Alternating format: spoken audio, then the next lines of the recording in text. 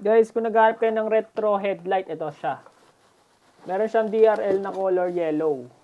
Pakita ko sa inyo. So, yung in-order natin is with bracket. So, ito is, meron siyang variant na wala and meron ding variant na with bracket. So, kung kailangan nyo ng bracket, check nyo yung variant na orderin nyo, guys. So, ito, retro headlight siya. Pang mga retro motorcycles. Ayan. So, test light natin. Pakita ko sa inyo yung output niya. So, meron siyang low beam and high beam. LED light na po siya. Ayan, pailawin ko guys.